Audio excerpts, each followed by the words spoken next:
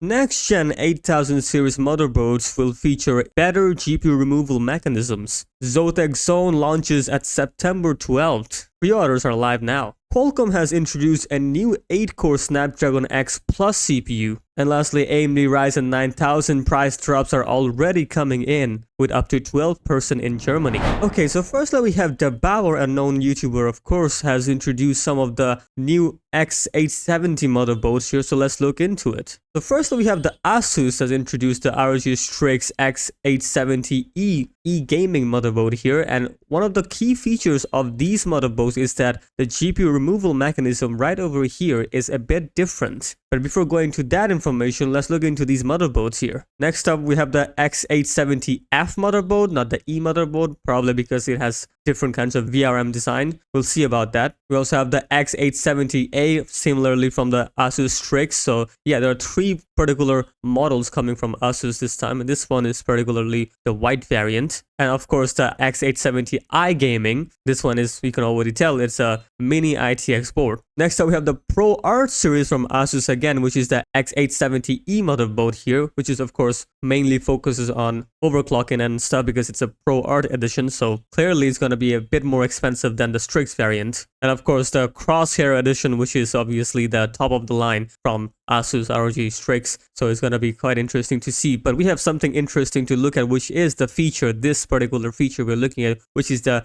GPU removal tool. So for better understanding, I will suggest to watch the whole video from Debauer. He explained it pretty well, but in a short notice, I'm going to just explain that quickly, which is that when you insert the GPU motherboard slot, of course, which is the PCIe X16 port, and what you need is basically you toggle the slot here to open it up, and then you insert it, right? Well, this time you don't really have to open it up. It's going to be by default will be open, and when you insert the GPU here, just like this on the video, you can see when you insert it, it will go easily in, but when it comes to pulling it out, it's a bit different, which will be demonstrated here. So as you can see, when the GPU is inserted right over here, it goes pretty easily, of course, we know that, but you just pull it out, just like that. You just pull the GPU out from the left side of the motherboard. So basically, this particular side, you just pull the GPU from this particular side, and it will just come out easily. You don't have to toggle this slot down in order to detach the GPU out. So it saves a lot of time, of course, and effort. Pretty easily, you can remove this GPU from the motherboard. So if this is a new feature they're introducing here on any of the 8000 series motherboard. We also have the Z890 motherboard here from BioStar we're looking at, which is the Valkyrie edition of the Z890 motherboards. We also have the ASRock, I'm guessing that's the ASRock Taichi. And yep, that is right. It is the ASRock Taichi Z890 motherboard. Of course, this is the top of the line that ASRock can go. And also the Gigabyte Aero, which is of course the Z890 motherboard for Intel CPUs. And all of these motherboards include the same mechanism, that GPU removal mechanism, the easier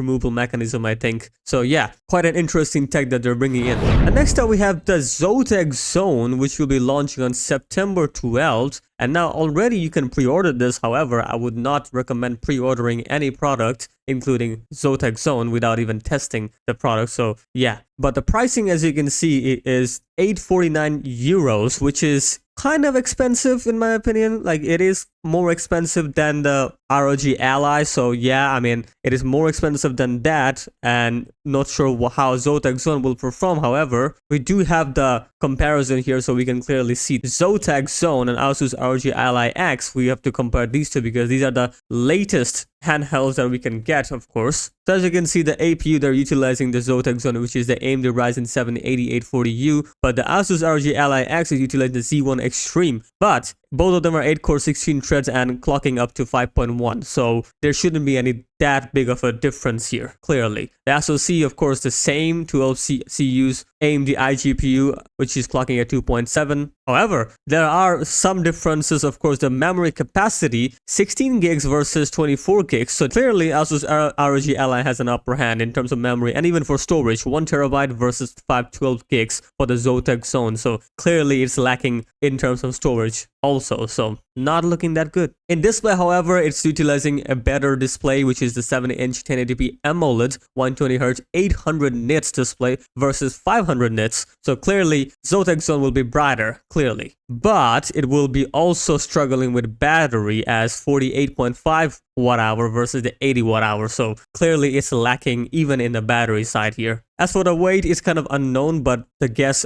according to video cards is 700 grams or less. So we'll see about that. And it is kind of a bigger size, you can clearly tell. So yeah, if you consider both of these two, or even the Asus ROG Ally, not non-X of course, you can still go for the Ally and you can still compare the ZOTAC Zone because, you know, these two comes at the same price, which is the Ally X and the ZOTAC Zone. But clearly, ZOTAC Zone is lacking and ROG Ally X has an upper hand. So, I mean, is it too expensive? Probably. Next up, we also have video cards sharing this information about the 8-core Snapdragon SKU, which is the latest Snapdragon X Plus CPU, which is an 8-core CPU, of course. So basically, this is what Qualcomm has shared, and what we can see is the Snapdragon X Plus. This particular model is the newer model. We already know about the X Elite models and the 10-core X Plus model, but now we have another particular model we're looking at, which is the X Plus 8-core. And this particular model is, of course, 8-core. Total cache, we're looking at 30 megabytes, and the single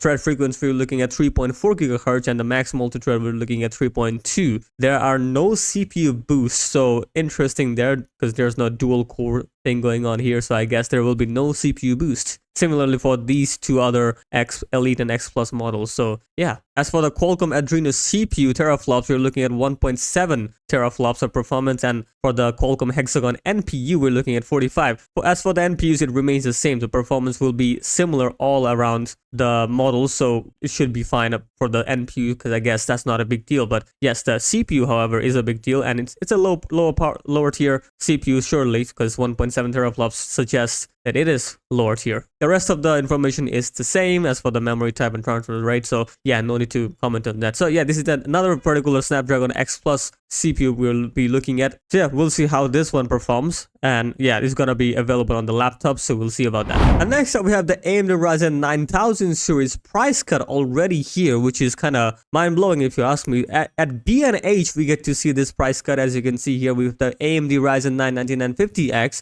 coming at 623 versus 649. So of course, not a huge price cut here. 623 from 629. It's 649 is a little bit price cut, but still dropping in price cut here already because it's just been launched. Similarly, we have the AMD Ryzen 9 9900X. This one got a $50 price cut here, which is $449, coming at $499 at launch. So already we have a $50 price cut for this particular CPU, the 12-core one. So kind of mind-blowing. And doesn't surprise me because they didn't really receive good reviews from the third-party reviewers all around the YouTube, so of course, and YouTube and other websites. So yeah, in general, this particular 9000 launch has been underwhelming, clearly. However, they are doing good on AI, but I feel like AMD focused too much on AI and forgot about gaming and other productivity stuff. So I guess, yeah, it's a bummer. Not only that, from PC Gamer Hardware in Germany, we have some serious price cut going on here. So we have these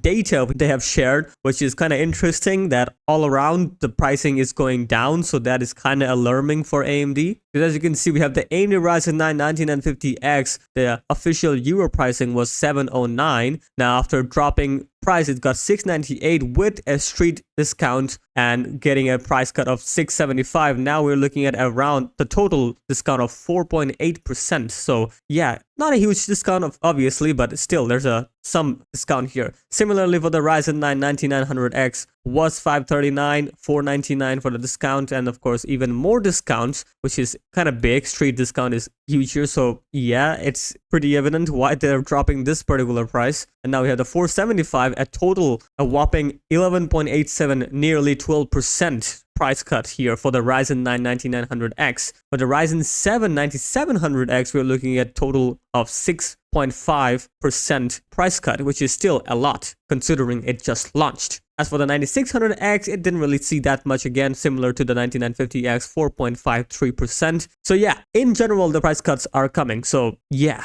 in the first week of the launch, this is what we're looking at. The price cut is just drops like that. You can clearly tell. It just drops. So doesn't surprise me. The reviews were terrible, and now the price cuts are coming in already in the first week of the launch. It's not looking pretty good for 9000 series. Not sure even after these price cuts they will sell, because if someone already has a 7000 series of processors, there's no need to upgrade. However, if you're building a new PC, then maybe you can consider 9000 series. It won't impact much because the prices are dropping. So it might become a good deal, hopefully.